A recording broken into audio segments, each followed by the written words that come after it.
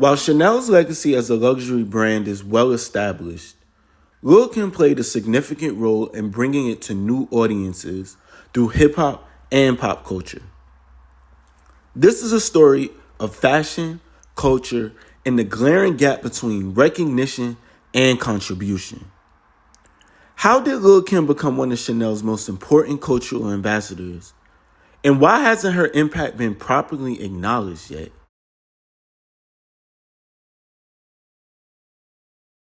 My favorite designer is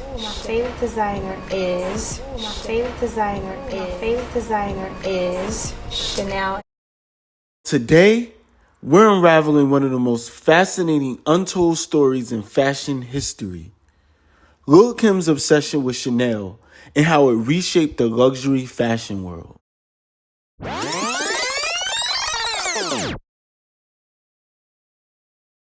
Lil Kim's relationship with fashion began long before she became a rap icon.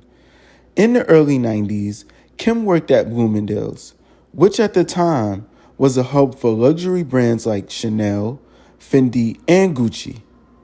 This experience gave her an intimate understanding of high fashion, not just as a consumer, but as someone working directly with these coveted pieces. For many Black Americans, retail jobs are often the first access point to the world of luxury. And for Kim, it was an education. She learned about fabrics, trends, and branding, which would later shape her style and image. Working in Bloomingdale's wasn't just a job. It was the foundation for her understanding of the high fashion world she would soon dominate. When Lil Kim hit the music scene, she did something revolutionary. She made luxury brands a part of her identity and lyrics. She didn't just wear Chanel, she lived it. Her bold, unapologetic style showcased the double C logo on stages, music videos, red carpets, and in everyday life. She made Chanel accessible to hip-hop audiences, bridging a gap that the brand itself wasn't even aware existed. Now, what I found even more fascinating was the fact that iconic fashion figures like Pharrell Williams and her stylist Misa Hilton credit Kim herself for introducing them to Chanel. Misa Hilton famously said, "Lil Kim introduced me to Chanel." Pharrell told Marc Jacobs that his first exposure to Chanel came from seeing Lil Kim wear it. Notorious B.I.G. had this line like,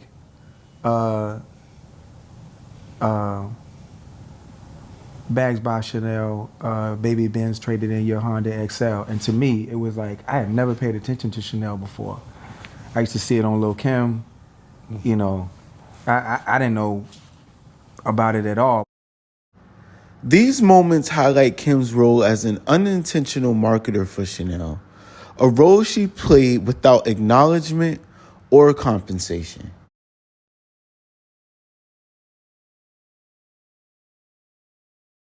When Karl Lagerfeld was appointed to Chanel in 1983, his mission was clear: to revive a house that had become stagnant and uninspiring. Chanel had lost its allure, and Lagerfeld's task was to breathe new life into it, making the brand both profitable and desirable again. Despite criticism, Lagerfeld returned the Chanel label to the pinnacle of high fashion. He produced endless innovative variations on Chanel's signature style, marvelously demonstrating season after season ways of updating Chanel for our time.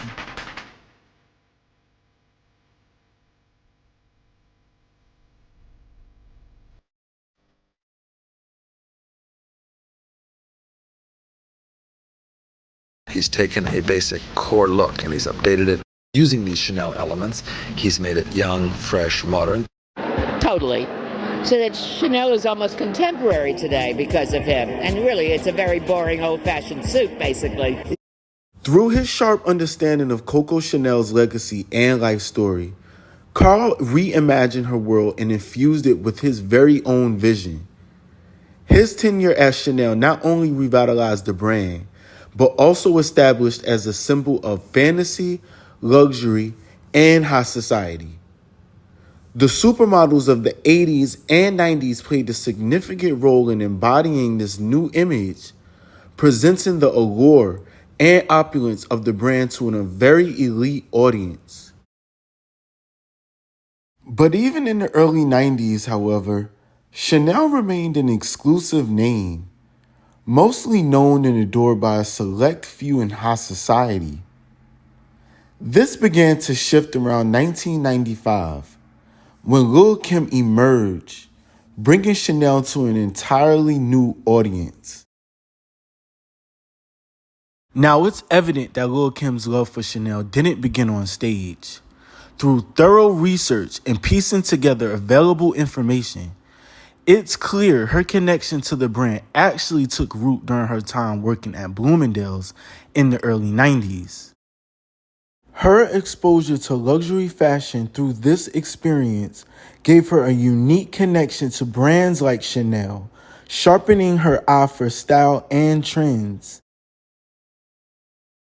What's fascinating is how Kim took her personal adoration for Chanel and transformed it into a cultural phenomenon, wearing the brand in ways that felt accessible and aspirational to an entirely new demographic.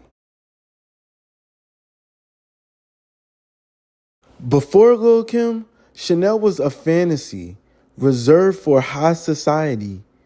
With Kim's bold public embrace for the brand, whether at club performances or everyday appearances, she made it tangible for Black women and other marginalized audiences who had previously only dreamed of such luxury. Through her lens, the exclusivity of Chanel didn't diminish. Instead, it evolved, bridging the gap between fantasy and reality for a broader audience. Okay, hear me out. Now, what's particularly intriguing is the symbolic resonance between Coco Chanel and Lil Kim. Both women came from challenging backgrounds and used fashion as a means to elevate themselves beyond their circumstances. Gabrielle, known as Coco, a woman who defied societal norms of her time, associated herself with powerful men and navigated complex social environments to build her empire.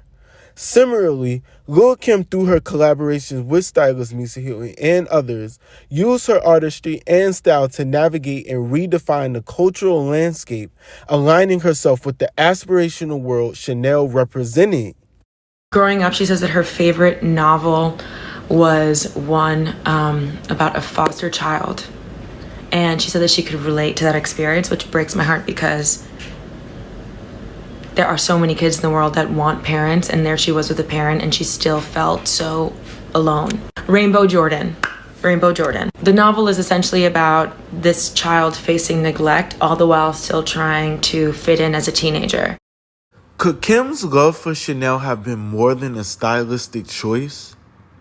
Perhaps it was a reflection of shared values, dreaming big, breaking barriers, and creating a new identity through fashion. Kim and Coco both understood the transformative power of clothing and branding. For Coco, it was about crafting an identity that transcended her origins. For Kim, it was about redefining luxury for a new generation. Lil Kim's impact on Chanel and fashion as a whole goes beyond her personal wardrobe. Her embrace of the brand introduced it to hip-hop culture and a broader, younger audience, something Karl Lagerfeld likely never imagined. In many ways, Kim's influence helped expand Chanel's cultural cachet, making it more relevant and coveted than ever. And yet, despite her undeniable legacy, her contributions remain under-acknowledged by the industry. This begs the question, why hasn't Lil Kim been recognized for her impact on luxury branding and fashion marketing? And how does this omission reflect broader patterns in how Black American contributions to fashion are overlooked? All right, I got some questions. Why do you think Chanel and other luxury brands have been so slow to acknowledge Kim's impact on their success?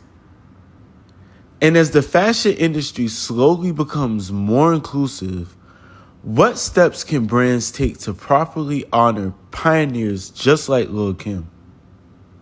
I also want to know, what does the lack of recognition for Lil Kim says about the fashion industry treatment of Black creators and influencers?